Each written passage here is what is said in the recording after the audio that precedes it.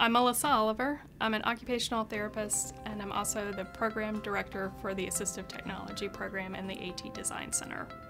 We started 3D printing here in 2010. We were the first VA to put 3D printing in a clinical setting so that it could be utilized as another modality to help our therapists find customized solutions for our veterans where an off-the-shelf item may not be possible, maybe we couldn't find it, maybe it didn't fit properly.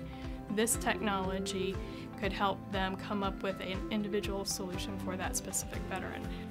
As more and more people were learning that we had 3D printers, we were getting calls asking about how it was being used, learning about use cases, or coming to us with complex challenges.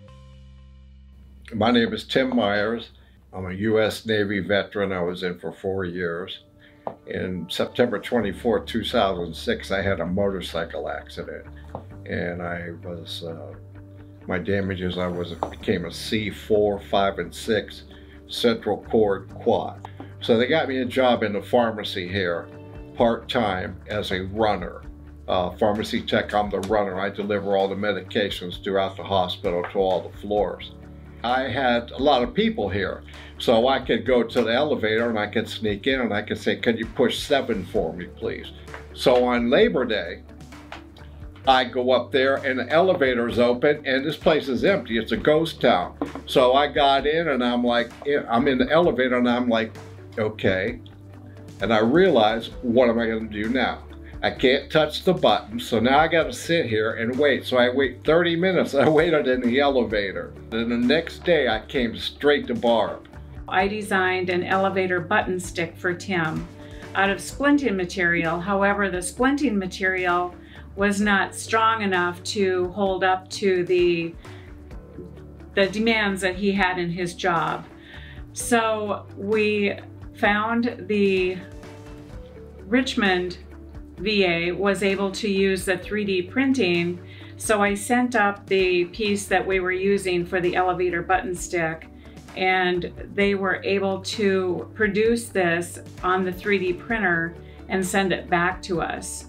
And the elevator button stick that they returned to us that was printed on the 3D printer was much stronger than the one that we were using made out of splinting material. Everything I need, I just have to ask here, and it's just the smartest thing I ever did. I don't know where I'd be without the VA.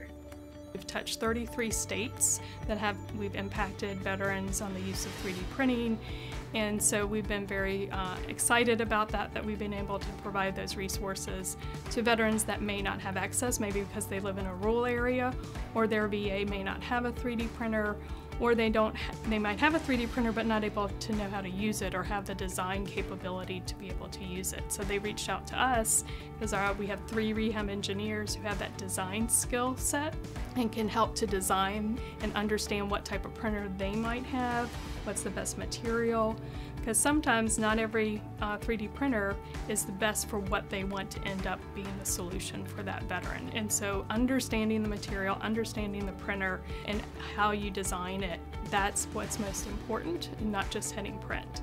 And so we have that expertise. I love working at the VA. As a matter of fact, people ask me when I'm going to retire, but I just love helping the veterans here.